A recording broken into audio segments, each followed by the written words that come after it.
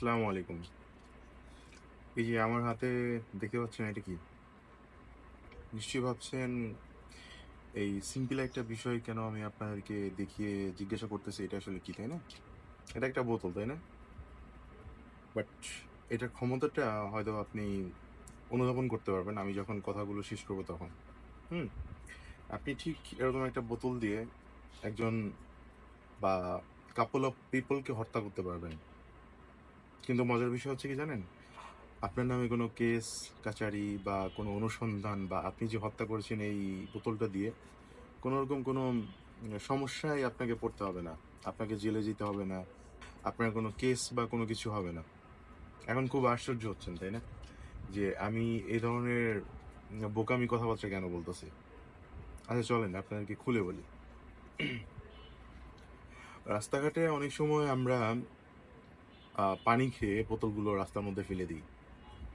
বিশেষ করে পানির বোতল, মোজো বা কোল্ড ড্রিংকস এর বোতলগুলো আমরা ফেলে দিই। অনেক সময় আমরা জুসের বোতলগুলো রাস্তার মধ্যে ফেলে দিই। আপনারা খুব ভালো করেই হয়তোবা জানেন যে বাইকের হচ্ছে জাস্ট ২ টা চাকা। যখন এই বাইকগুলো রাস্তার মধ্যে একটা স্পিডে ড্রাইভ করে হাইওয়েতে এবং যখন সামনের চাকাটা এই ধরনের বোতলের উপরে বা এ ধরনের জুসের প্যাকেটের উপরে উঠে যায়, তখন যদি বাইক কোনো কারণে যদি স্কিড করে বা একটু স্লিপ করে তখন কিন্তু কন্ট্রোল করা কোনোভাবেই পসিবল না গাড়িটাকে, বাইকটাকে। তো ফলাফল কি হয় জানেন?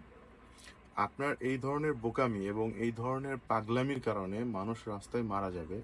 কিন্তু আপনি যে নিজেও জানবেন না আপনি কাউকে হত্যা করেছেন আপনার এই নির্বুদ্ধিতার কারণে। এবং কখনো এটা ইনভেস্টিগেশন ও হবে না, বিশেষ করে বাংলাদেশে যে কিভাবে অ্যাক্সিডেন্টটা হলো, কে পানির বোতলটা ফেললো বা কে জুসের প্যাকেটটা ফেললো। হ্যাঁ? তো আসুন না আমরা নিজেদের জায়গা থেকে পরিবর্তন হই। মানুষকে সুস্থভাবে বাঁচার জন্য না হয় আমরা নিজেরা পরিবর্তন হই। ভালো থাকবেন। আসসালামু আলাইকুম।